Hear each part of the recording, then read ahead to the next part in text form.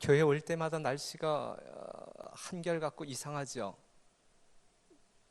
교회 올 시간에는 멈추지만 몇 시간 전에 비가 왕창 쏟아졌다가, 그죠? 여러분들 오실 땐 또 비 맞지 않게 비가 멈추고, 하나님의 기이하신 섭리에 감사드립니다. 오늘 광주에서 여러분의 손님들이 오셨는데, 광주에서 오신 분들 다 일어나시면 저희들이 잠깐 환영하겠습니다. 저 뒤에 어린이들과 우리 집사님들 오셨는데 다 같이 환영합니다. 광주에 있는 빛고울교회와 그 다음에 남선교회에서 2016년도 여름 성경학교 준비차 이제 오셨습니다. 저분들이 오늘 일찌감치 오셔서 지하층부터 4층까지 오르락내리락 하면서 교회를 구경하셨는데, 구경하시면서 교회 참 좋다 좋다. 그런데 지금 예배 이 현황을 보면서 어떠한 마음을 가지실지 모르겠어요. 교회는 참 좋은데, 그렇죠? 공간은 참 넓은데 이 성도들이 멋있게 보여야 되는데 멋있게 보여지기를 간절히 바랍니다. 우리가 지난 시간 2시간에 걸쳐서 이 팔복, 이 산상수훈 팔복에 대해서 살펴보았는데, 심령이 가난한 자는 복이 있고, 애통하는 자가 복이 있고, 온유한 자가 복이 있고, 의에 줄이고 목말라 하는 사람들이 복이 있고, 긍휼히 여기는 자가 복이 있고, 마음이 청결한 자가 복이 있고, 또 어떤 사람이 복이 있어요? 맨 마지막, 의를 위하여 핍박을 받는 사람들이 복이 있다라고 말씀하면서, 오늘 이 시간에 뭐라고 말씀하고 있냐면, 마태복음 5장 13절에 너희는 세상의 무엇이라? 소금이라 그래요. 의를 위하여 핍박을 받는 자는 복이 있을 것이다 말씀하시고, 곧바로 이어서 너희는 세상의 소금이라 이야기하고 있어요. 소금이라고 하는 것은 무엇인가에 섞여 들어가지 아니하면 소금의 기능을 할 수 있어요, 없어요? 없는 것이죠. 그렇다고 하면 의를 위하여 핍박을 받는 자는 복이 있을 것이다 라고 말씀하면서 이 소금 교훈을 우리 하나님께서 언급하실 때 거기에 담겨져 있는 영적인 의미는 무엇이 있을까? 핍박을 피하여 도망치란 이야기예요? 아니면 핍박을 피하여 도망치지 말고 세상에 섞여 들어가 영향을 끼치란 이야기예요. 의를 위하여 핍박을 받는 자는 복이 있다 말씀하시고, 너희는 세상의 소금이니 라고 말씀하실 때에는 우리에게 임하는 의를 위하여 얻어지는 그러한 핍박을 피하라, 피하지 말라, 피하지 말라. 그러한 핍박이 있는 그러한 사람들 속에 우리가 섞여 들어감으로 말미암아 뭔가 역할을 해야 된다라고 하는 이 엄청난 교훈이 담겨져 있는 것입니다. 여러분들은 세상에 무엇이라고요? 소금. 자, 오늘 이 시간에는 우리 머릿속에가 아니라 이 마음속에서 조금 이 문제를 이해하고 지나갔으면 좋겠어요. 아시는 바대로 소금의 기능은 어떠한 기능들이 있어요? 여러 가지 기능이 있지만 대표적인 2개의 기능을 여러분들이 표현한다고 하면, 방부제 역할을 합니까? 그 다음에 맛을 내는 역할을 해요. 그런데 방부제 역할을 하건 또한 이 맛을 내는 역할을 하건 그 기능을 하기 위해서는 소금이 반드시 뭐 해야 된다? 첫째는 섞여야 된다라고 하는 사실. 섞여야 된다. 언제나 다른 음식물에 섞여야 영향을 줄 수 있다 이것이죠. 그렇다고 하면 여러분들을 세상의 소금이라고 이야기할 때에 여러분들은 다른 사람들과 섞여서 반드시 무엇을 주어야 할 사람? 영향을 끼쳐야 할 사람들이다라고 하는 사실. 이 분명한 사실을 여러분들이 정말 이 성령의 음성으로 받아들이신다라고 하면 우리가 이 땅에서 어떻게 살아야 할지에 대한 태도, 결정은 이루어질 수 있는 것이죠. 또한 이 소금이 말이죠. 소금이 방부제라든지 맛을 내는 어떤 그 기능의 역할을 능히 감당하기 위해서는 첫째는 섞여야 되고, 두 번째는 섞이기는 섞였는데 뭐 하지 아니하면, 녹지 않는다라고 하면 그 기능을 할 수 있어요, 없어요? 예? 소금은 녹아지지 아니하면 아무런 영향을 발휘할 수가 없는 거예요. 그렇죠? 그러면 녹는다라고 하는 건, 녹는다라고 하는 것은 자기 희생이죠. 그렇기 때문에 그리스도인은 자기 희생이 없이는 다른 사람들에게 선한 감화를 줄 수 없다. 그죠? 맞습니까? 성령의 감화가 우리의 심령 가운데 있을 때에 우리는 그리스도의 아름다운 품성을 다른 사람들에게 보여줄 수 있는 통로가 될 수 있는 것이죠. 만약에 소금이 다른 사람과 섞여서 영향을 끼치지 못한다라고 하면 아무것도 아니란 말이죠. 우리가 녹으면 녹을수록 그 역할을 더 많이 할 수 있을까요? 많이 녹으면 녹을수록 더 많은 영향을 다른 사람들에게 끼칠 수 있는 것인가요? 소금이라고 하는 게 그렇잖아요. 여러분들은 얼마만큼 녹아진 소금들이십니까? 예? 표면만 녹았나요? 절반 녹았나요? 아니면 완전히 녹았나요? 우리는 완전히 녹아서 뭔가 그 하나님께서 찾고자 하는 영혼들에게 그리스도의 향기를 발해야 할 사람들입니다. 녹지 않는 소금은 쓸모가 있어요, 없어요? 녹지 않는 소금은 전혀 쓸모가 없다. 그렇기 때문에 너희는 세상의 소금이니 소금이 만일 그 맛을 잃으면 무엇으로 짜게 하리요? 후에는 아무 쓸데없어 다만 밖에 버리워 사람에게 밟힐 뿐이니라 그랬어요. 맛을 잃은 소금은 시대의 소망 306페이지를 보게 될 때 불신자보다 더 악하다 그랬어요. 예? 맛을 잃은 소금은, 즉 맛을 내지 못하는 소금은 악인들보다, 불신자보다 더 악하다 그랬어요. 불신자보다 더 악한 사람들이 없게 되기를 바라요, 우리 성도님들은. 그래서 우리는 다 뭐하는, 사람들과 섞여서 아름다운 영향을 끼치는, 그리고 그 섞이는 소금이 녹는 거에 비례해서 더 많은 영향력을 끼친다라는 고하 사실을 기억하시고 그 일의 역할을 능히 감당하시는 주의 종들이 되기를 바랍니다. 자, 시대의 소망에 있는 말씀 하나 읽을게요. 만일 하나님을 섬기는 자들이 세상에서 제거되고 당신의 성령이 사람들 가운데서 물러나신다면 이 세상은 사단의 통치의 열매인 황폐와 파멸에 빠지게 될 것이다.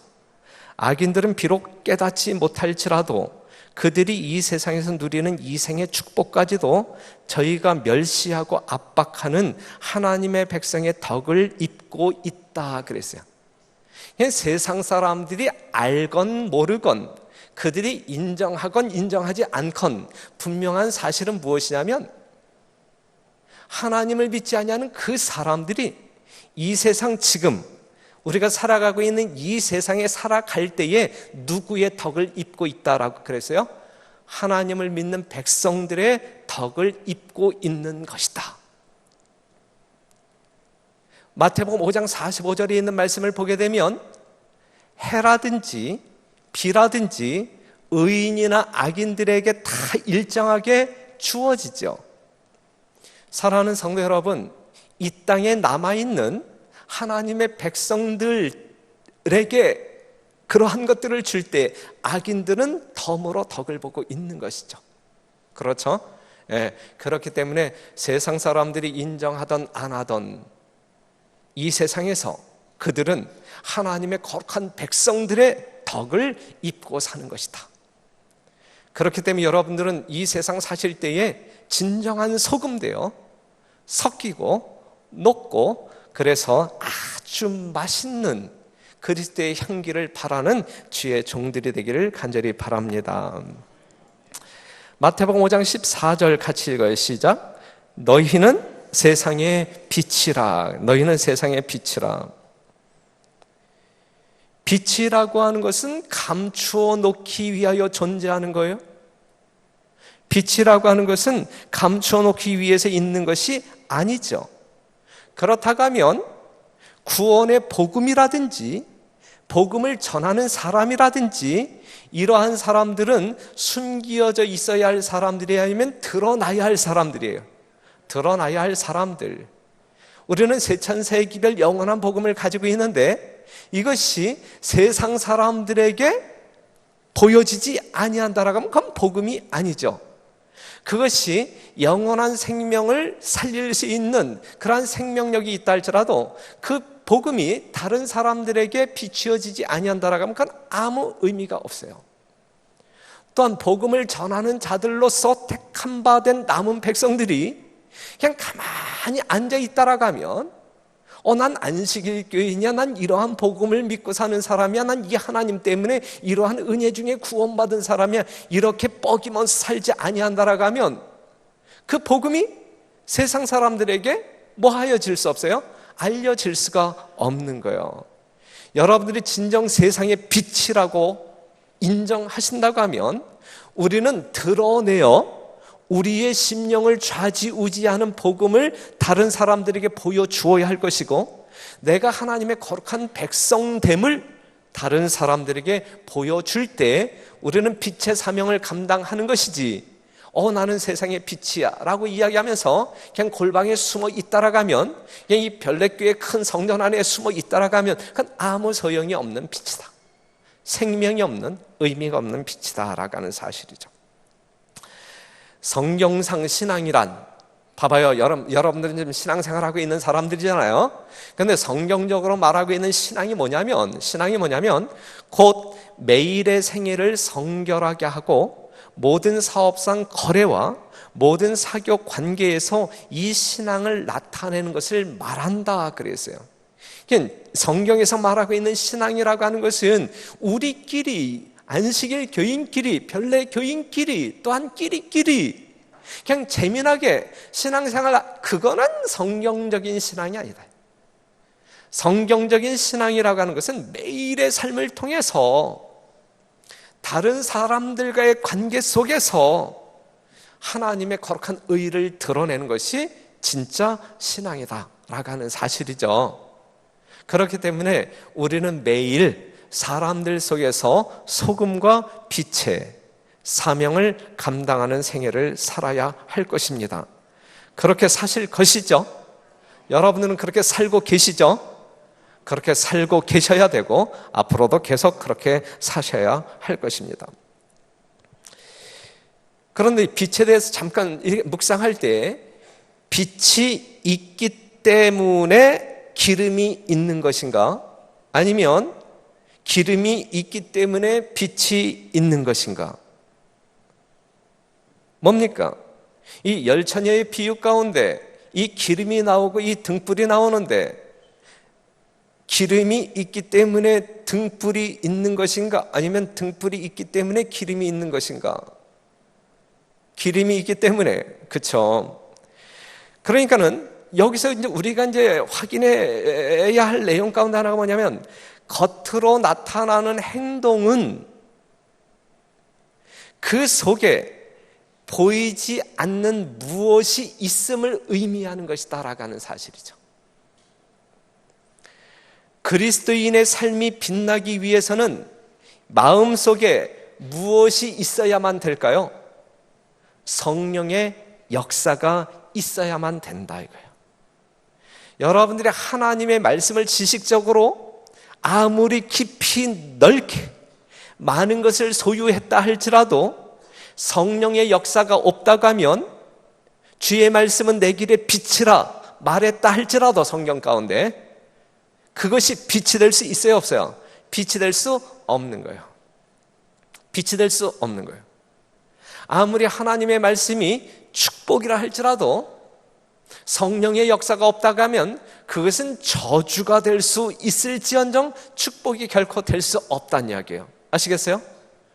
그렇기 때문에 성령 하나님의 역사는 늘 말씀과 더불어 말씀 속에서 나타납니다. 아시겠어요? 너희는 세상의 빛이라 했을 때에 여러분들이 빛 대신 하나님의 말씀을 품지 아니한다라고 하면 여러분들은 빛이 아니에요. 그렇죠? 또한 여러분들이 빗댄 하나님의 말씀을 소유한다 할지라도 여러분들 심령 가운데서 성령의 역사, 작용이 없다고 하면 여러분들은 결코 1볼트의 빛도 발산할 수 없는 거예요. 무슨 말씀 이해가 되시죠? 네, 그래서 주의 말씀이 나의 삶 가운데 빛을 내기 위해서는 반드시 성령의 역사가 있어야만 한다. 그래서 구하는 자에게 성령을 주시지 않겠느냐 그랬어요. 구하시라고요. 네? 성령을 달라고 기도하시라고요. 우리는 신앙을 공언함으로 신앙의 이론을 선전할 수 있을지는 모르지만 진리의 말씀을 확신시키는 것은 실제적인 경건이다. 우리는 다른 사람들에게 안식일 문제라든지 성소 기별이라든지 건강 기별이라든지 세찬세의 기별을 정말 이론적으로 그들이 아주 감동할 만큼 설명할 수 있어요. 그들을 설득시킬 수 있어요. 하지만 그들로 하여금 이것이 하나님께로부터 온 진리의 말씀이라고 하는 확신을 갖게 하는 것은 우리의 삶 가운데 나타나는 실제적인 경건이 그들에게 읽혀질 때, 느껴질 때에 그 기능을 하는 것이다 라고 이야기하고 있는 거예요. 동의하시죠? 동의하시죠? 그냥 제발 우리가 이론적인 이 바리새인적 신앙 포기하고 입으로만 하는 신앙 우리가 거절하고 우리의 삶 가운데서 성령의 역사로 말미암아 나타나는 이 풍요로운 그리스도의 향기를 바라는 살아있는 성도 여러분, 살아있는 우리가 되기를 간절히 바랍니다.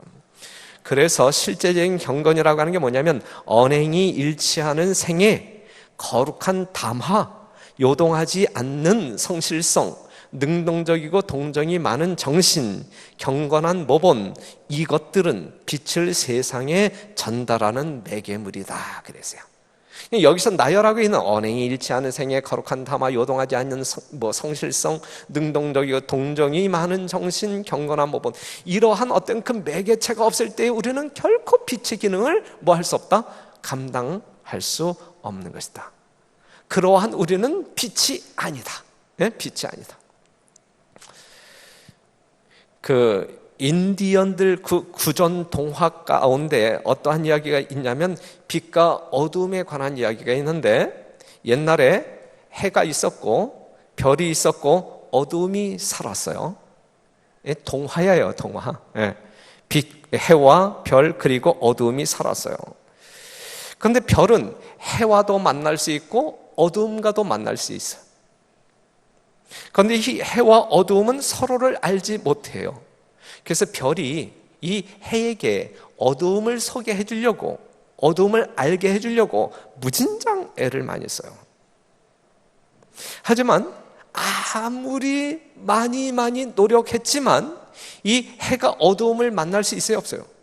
만날 수가 없었어요. 빛이 전혀 없는 밤, 이 깜깜한 동굴에서도 해가 들어가기만 하면 어두움은 온데간데 없어지는 거예요. 결국 별은 해에게 어두움을 보여줄 수 없었어요. 그리고 별은 이 진리를 깨달아요. 어떠한 진리를 깨닫게 되냐면 어두움이라고 하는 것은, 어두움은 곧 빛이 없는 상태일 뿐이라는 중요한 사실을 깨달아요. 어둠이라고 하는 것은 뭐가 없는 상태? 빛이 없는 상태. 우리가 살아가고 있는 이 시대의 이 세상, 빛이 많은 세상입니까? 아니면 어두움이 많은 세상입니까? 세상은 점점 어두워져 가고 있다라고 이야기하고 있잖아요. 그렇죠? 우리가 볼 때에도 세상이 점점 어두워지고 있다. 술을 8시간 마신 이 젊은 청년이 그냥 이웃집에 들어가서 노인 부부를 그냥 죽이잖아요. 어두운 세상이에요? 아니면 밝은 세상이에요? 네? 그런 세상에 우리가 살아가고 있잖아요. 이 세상의 어두움은 진리의 빛을 모를 때 생겨나는 거예요. 그렇다고 하면 여러분, 이 별내교회는 어두운 교회인가 아니면 밝은 교회인가? 우리 광주에서 오신 분들이 한번 대답해봐요. 별내교회는 어두운 교회 같아요? 아니면 밝은 교회 같아요? 밝은 교회야. 오늘 그래도 교회 구경 한 값 제대로 하네요.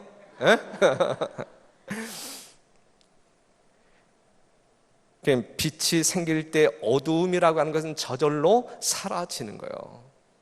우리가 빛되어 이 별내 지역에 생애할 때 우리의 삶을 통하여 밝혀지면 밝혀질수록, 그 빛의 기능을 하면 할수록 이 별내 지역은 더욱더 밝아지게 될 것입니다. 빛이 밝으면 밝을수록 어두움은 더 많이 사라지는 것이죠. 우리 모든 성도 여러분들이 진짜 정말 밝게 빛나는 빛되어 이 별내 교회를 가장 환한 교회로 만들게 되기를 바라고, 이 교회에서 비춰지는 환한 빛이 이 별내 지역을 비출 수 있는, 그래서 너희는 세상의 빛이요, 그 사명을 감당하는 여러분과 제가 되기를 간절히 바랍니다. 마태복음 5장 17절, 내가 율법이나 선지자를 폐하러 온 줄로 생각지 말라. 지금 우리는 뭐에 대해서 공부하고 있어요? 산상수훈이라고 하는 것을 공부하고 있어요. 이것도 산상에서 우리 주님께서 우리들에게 주시는 그러한 교훈인데, 내가 율법이나 선지자를 폐하러 온 줄로 생각지 말라 그랬어요. 예수님이 이 땅에 공생하는 동안에 예수님과 유대인들은 잘 맞았어요? 잘 맞지 않았어요? 잘 맞지 않았어요. 예수님의 말씀이나 행동이 저들이 생각하고 가르치는 율법의 원칙과 맞지 않다고 그들은 생각을 했어요. 반면에 예수님께서는 유대인들이 가지고 있는 율법에 대한 오해와 편견을 제거하시기 위해서 최선의 노력을 다하셨어요. 예수님께서 지금 이 기별을 증거하실 때, 이러한 내용으로 백성들을 가르치실 때, 유대인이나 바리새인, 랍비들이 이 예수님의 가르침을 이해하지 못하고 받아들이지 아니한다 할지라도, 예수님은 최소한 이 랍비들의 영향을 받은 예수님의 12 제자들만이라도 제대로 하나님께서 그들에게 선포한 율법에 대하여 온전히 이해하기를 바라는 마음으로 가르치셨어요. 예수님 이 산상조언을 가르칠 때도 큰 욕심 내지 않았어요. 모든 바리새인들이 예수님이 가르칠 때 아멘하고 순종할 것을 기대하지 못했어요. 그만큼 그들은 정말 어떤 그 오해와 편견을 가지고 있었고, 하지만 예수님의 제자들도 하나님의 율법에 대하여 그러한 편견을 가지고 있었단 말이에요. 왜냐하면 랍비들의 영향을 받고 자랐기 때문에.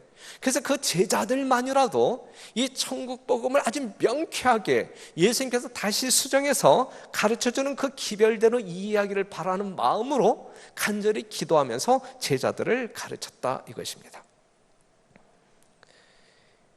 이스라엘 백성들에게 율법을 주신 분은 누구예요? 바로 예수님. 그런데 예수님이 보실 때 그 유대인들은 그 율법 주변에 온갖 유전과 편견의 쓰레기를 만들어 율법의 본질과 진리를 가려놓고 말았어요.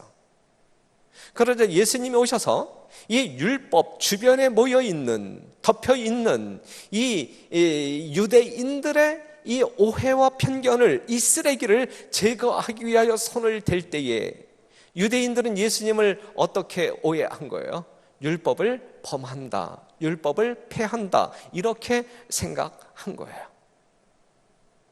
올바른 율법을 보여주기 위하여 예수님께서 액션을 취했을 때에, 그 쓰레기를 치우고자 했을 때에 유대민족들은 봐라, 자칭 메시아라고 하는 이 예수가 율법을 폐하려고 하네, 하나님께서 주신 율법을 폐하려고 하네, 이렇게 이제 오해를 한 거죠. 그래서 예수님께서 이렇게 야, 폐하러 온 줄로 생각지 말라, 완전케 하려 왔다라고 이야기하고 있어요. 유대 민족들은 분명 실패한 민족이죠. 이 지구 역사에 있어서 하나님께 부름받아 사명을 부여받은 이스라엘 백성들은 분명 실패한 족속들임에 틀림이 없어요.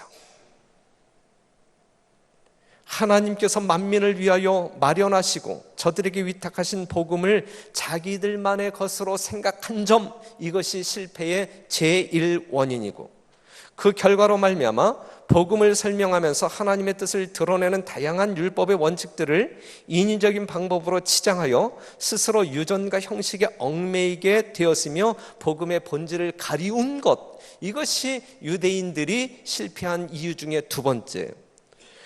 그리고 예수 그리스도를 믿음으로 얻게 되는 구원을 자신들의 유전과 형식을 지킴으로 구원을 얻는다고 생각하여 외형적인 외식에 더욱 집착하면서 심령은 부패하고 타락하게 된 것, 이것이 그들이 실패한 요인. 결국 복음의 주인이신 메시아가 오셨음에도 불구하고 그를 알아보지 못함으로 말미암아 이 이스라엘 족속은 하나님께로부터 뜻이 있어, 사명이 있어 부름을 받은 이 이스라엘 족속은 결국은 실패하는 족속으로 이 역사의 뒤안길에 사라지고 맙니다. 그렇다면 이 마지막 시대에 이 이스라엘 백성들과 동일한 사명을 가지고 우뚝 나타난 제7일 안식일 예수 재림교인들은 어떻게 살아가고 있느냐, 어떻게 살아야 하는데 어떻게 살아가고 있느냐, 이거예요. 그렇죠? 네. 우리들은 정말 하나님의 무한한 사랑의 은혜로, 십자가의 풍성한 은혜로 말미암아 구원받은 이 남은 백성 중에 남은 백성인데, 우리는 그 사명을 감당하기 위하여 온전한 삶을 살아가고 있는가? 그렇지 못하다고 하면 우리는 어찌 될 것인가? 그렇다고 하면 이스라엘 백성들과 우리를 비교할 때 무엇이 다를까? 이 역사 속에서 우리에게 큰 교훈을 주는 이스라엘 백성들의 실패가 이 마지막 시대에 결코 반복되지 아니하도록 우리는 순수한 심령으로 하나님을 신뢰하고 하나님께서 부여하신 사명을 감당하기 위하여 충성을 맹세하고 우리의 삶 가운데 실천하는 위대한 주의 종들이 되기를 간절히 바랍니다. 성경에 나타난 여러 가지 법이 있는데 그 유효기간은 다음과 같습니다. 성경을 보게 되면 자연법칙이 나오죠. 자연법칙의 유효기간은 자연이 존재하는 동안은 유효합니다. 건강법칙 나오지요. 성경 가운데 건강법칙은 사람에게 건강이 필요할 때까지 존재합니다. 도덕법 10계명이 나오죠. 사람에게 도덕이나 윤리가 필요 없을 때까지 도덕법은 존재합니다. 제사 제도법은, 의문의 율법은 제사의 원형이신 예수께서 십자가에 돌아가실 때까지 유효한 법이죠. 이스라엘 민법이 나오는데 국가적 이스라엘의 의미가 존속하는 동안에는 이 국가적 민법이 의미가 있는 거예요. 그럼 지금 사라진 법은 뭐가 있어요? 자연법칙 그대로 살아있고, 건강법칙 살아있고, 도덕법 살아있고, 제사 제도법, 의문의 율법 폐했어요? 율법, 이 의문의 율법 폐한 바 되었고, 이스라엘의 민법 의미 있어요 없어요? 없는 거죠. 폐한 바 된 것이죠. 10계명은 변경될 수 있어요 없어요? 없는 거예요. 하나님과 사람과 사람 사이의 영적 윤리적 기준이 되는 하나님의 10계명은 주님 오시는 그날까지 영원토록 지속되어져야 할 법이다.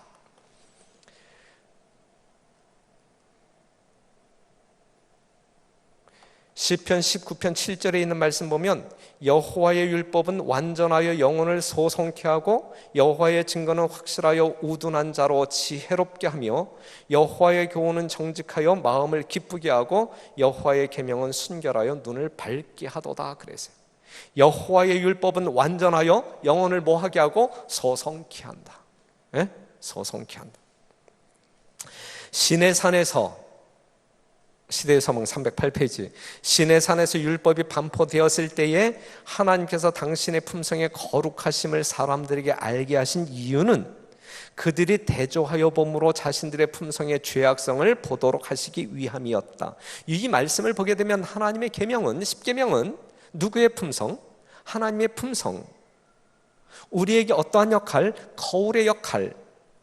하나님의 품성이라고 하는 거울을 들여다보면서 누구를 보는 거예요? 우리 자신을 보게 될 때 우리는 어떠한 자아를 발견하게 돼요? 죽을 수밖에 없는 죄된 자아를 발견하게 되고, 하나님의 무한한 가치 앞에서 무가치한 자아를 발견하게 된단 말이죠.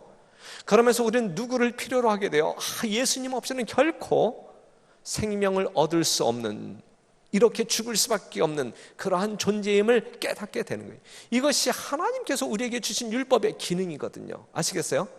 우리는 하나님의 율법을 통하여 하나님의 품성이 어떠한 것인지, 우리가 잃어버린 품성이 무엇인지를 보게 되는 것이고, 그러면서 현재의 나는 어떠한 상태인가를 확인하면서 예수님이 나에겐 절대적으로 필요한 존재이구나, 그러면서 우리의 믿음이 누구를 향하여 나아가는 거예요? 예수님을 향하여 나아가게 만드는 것이 율법이다. 율법. 그렇기 때문에 율법은 우리의 삶 가운데 매우 중요해요. 여러분들이 매일같이 수시로 거울을 들여다보듯이 우리가 매일같이 계명을 통하여, 십계명을 통하여 하나님을 들여다보고 거기서 나 자신을 발견하는, 그리고 바로 그곳에서 예수님을 만나는 여러분들이 되시기를 간절히 바랍니다. 율법과 산상수훈의 관계를 살핀다라고 하면, 율법이라고 하는 것은 우주와 생명이 존재하며 살아가는 원리이고, 율법 하나는 십계명, 율법 두는 제사법, 산상수훈은 하나님의 은혜로 구원받은 성도들이 성령의 도우심으로 세상을 살아가는 원리를 설명하고 있어요. 지금 우리가 세 번째 시간인데, 이 산상수훈에 대해서만 지금 살피고 있는 것이 세 번째 시간인데, 우리가 이 시간에 공부하는 것은 우린 이미 구원받은 성도들이 성령의 도우심으로 말미암아 어떻게 살아가야 할지를 지금 공부하고 있는 것이란 말이에요. 그렇죠? 팔복도 그거고, 오늘 우리가 공부하고 있는 이 모든 내용, 세상의 소금이요 빛이, 이 모든 내용들이 성도로서 어떻게 살아야 할지를 배우는 내용이 되는 것입니다.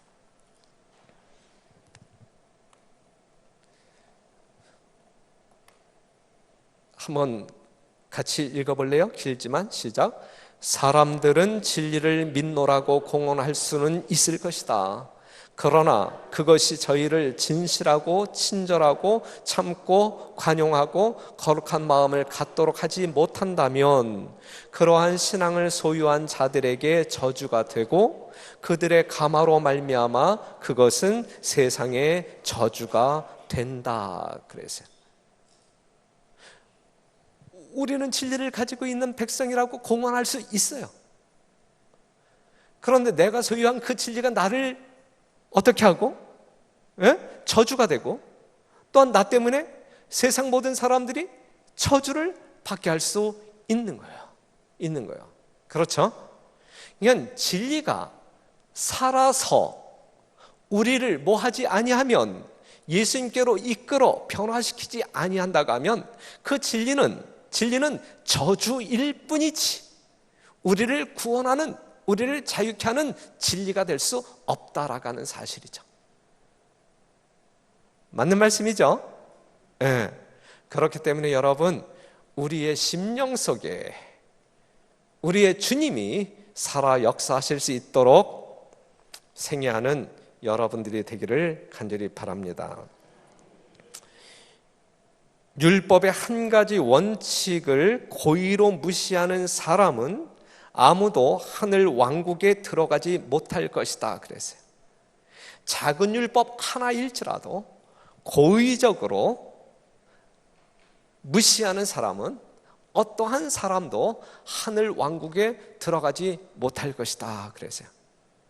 여러분, 이 고의적인 고범죄 짓지 말, 부지불식간에 짓는 죄는 우리가 정말 하나님께서 용서하시고, 하지만 우리가 하나님의 명백한 말씀이 있음에도 불구하고 그것을 고의적으로 거절하거나 우리가 불순종한다라고 하면 그것은 믿음의 백성, 하늘 백성의 참 모습이라고 말할 수가 없는 것이죠. 거듭난 성도라고 말할 수 없기 때문에 거듭난 성도들만이 들어갈 수 있는 하늘 왕국에 들어갈 수가 없는 것이거든요.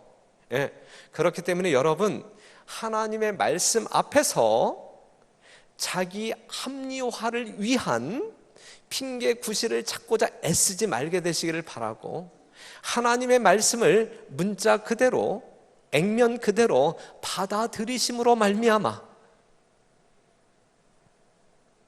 그대로 순종하고자 애쓰는, 정말 믿음으로 성령의 능력을 구하는 가운데 성령의 역사로 말미암아 나의 삶이 하나님의 뜻대로 이루어지기를 간절히 바라는 심령으로 생애하게 되시기를 바랍니다. 형제에게 노하는 자마다 심판을 받게 되고, 형제들에게 노하는 자마다, 화내는 자마다, 분노하는 자마다 심판을 받는다.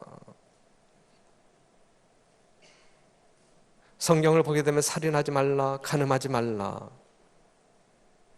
예수님 당시 유대인들은 이러한 계명에 대해서 어떻게 이해를 했어요? 실제적인 행동으로 이루어지지 않으면 이건 죄가 아니다, 이렇게 이해를 했단 말이에요. 하지만 예수님께서는 그렇게 생각하고 있는 그들에게 뭘 가르치고 있는 거예요? 예? 뭘 가르치고 있는 거예요? 마음속에서 일어나고 있는 작용 자체가, 이 마음을 들여다보시는, 동기를 살피시는 우리 하나님께는 다 뭐다? 죄다, 죄다. 더더군다나 이 형제에게 노하는 사람들은, 분노하는 사람들은 어떠한 죄? 살인죄에 해당되는 죄를 범하는 것이다 라고 이야기하고 있어요. 여러분들은 어떠한 이 율법의 정신을 가지고 생애하십니까? 여러분들 마음속에서 일어나고 있는 작용, 아니면 여러분들 행동 가운데서 나타난 결과적인 행동, 우리는 예수님께서 이 산상수훈을 통하여 우리에게 일깨워 주시는 그 거룩한 올바른 진리를 이해를 해야 합니다. 아셨죠? 분명히.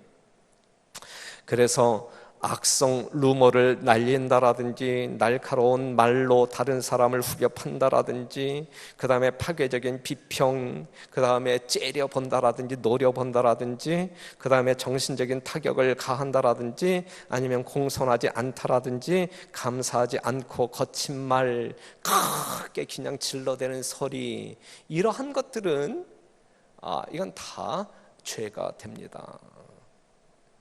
째려보지 마세요, 저한테. 그래서 이 말씀을 한번 볼게요. 하늘과 조화되기를 원한다면, 여러분들은 다 이 원함이 있잖아요. 예? 하늘과 조화되고 싶은 마음이 여러분들 마음 가운데 아직 갈망하고 있잖아요. 그렇다고 하면 원한과 증오심이 심령에서 추방되어야 한다.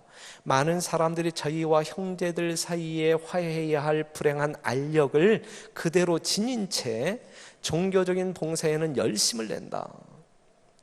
그러한 알력을 가진 채, 내가 다른 사람을 미워하는 마음을 품고 있는 채 아주 열심 있는 마음으로 봉사에 임할 수 있단 말이에요. 하지만 하나님께서는 화합을 되찾기 위해 힘 닿는 데까지 최선을 다하라고 요구하신다. 이렇게 행하기 전까지는 하나님께서 그들의 봉사를 받으실 수 없다.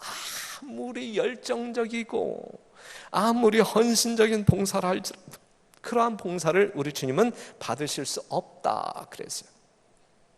그러므로 예물을 제단에 드리다가 거기서 내 형제에게 원망들을 만한 일이 있는 줄 생각나거든 예물을 제단 앞에 두고 먼저 가서 형제와 화목하고 그 후에 와서 예물을 드리라 그랬거든요. 오늘 저녁 예배에 참석하지 못한 사람들은 이 화해가 아직 이루어지지 못했기 때문에 못 온 거예요. 여러분은 다 화해하고 지금 다 온전한 정신으로 이 자리에 오셨고, 마음이 꼬이면, 여러분 마음이 꼬이면 혀가 꼬이고, 혀가 꼬이면 말이 꼬이고, 말이 꼬이면 인간관계가 꼬인다 그랬어요. 인간관계가 꼬이면 구원이 꼬이게 되고, 그 꼬인 구원이 풀어지지 않은 채 꼬여진 죽음을 맞이하게 된다 그랬어요. 그러니 마음이 꼬이지 않도록 여러분들 심령 가운데 어떤 부정적인 생각들을 다 추방하는 일에 최선을 다하게 되기를 바랍니다. 우리의 마음 가운데 그러한 모든 것들이 추방되기 위해서는 우리의 심령 가운데 누가 채워지면 채워질수록 예수님의 거룩함이, 성령이 채워지면 채워질수록 우리의 죄악된 모든 것들은 추방되고 그래서 우리의 심령이 정결해지고 그래서 우리는 천국을 늘 바라보며 화평한 가운데 생활할 수 있을 것입니다. 용서할 줄 아는 사람만이 하나님의 용서를 받을 권리를 주장할 수 있어요. 아시겠죠? 여러분들이 다른 사람들을 용서하지 아니할 때 하나님께 아무리 울며 불며 가슴을 찢으며 용서를 구한다 할지라도 안 되는 거예요. 그건 주의 기도문 가운데 분명하게 나오고 있잖아요. 그렇죠? 하나님께 용서받을 권리가 있는 사람들임에도 불구하고 용서받지 못하는 사람이 되어서는 아니 되는 거예요. 그렇죠? 네. 우리가 죄를 자백하고 용서를 구할 때 우리 하나님은 기뻐하시면서 가장 번개와 같은 속도로 기도를 응답하실 터인데, 그런데 만에 하나 우리가 용서하지 아니하면서 용서를 구한다라고 하면 그것은 뭔가 잘못된 결과를 얻을 수 있어요. 그러니 사랑하는 성도 여러분, 형제에게 노하는 자마다 심판을 받게 된다라고 하는 이 산상수훈의 말씀도 우리의 심령 가운데 고이 간직하고, 정말 형제들과 아름다운 그리스도의 사랑으로 교제를 나누면서 협력하는 마음으로 오직 영혼 구원에 전념하다가 예수님의 영광스러운 재림을 맞이하는 여러분과 제가 되기를 간절히 바라면서 말씀을 마치겠습니다.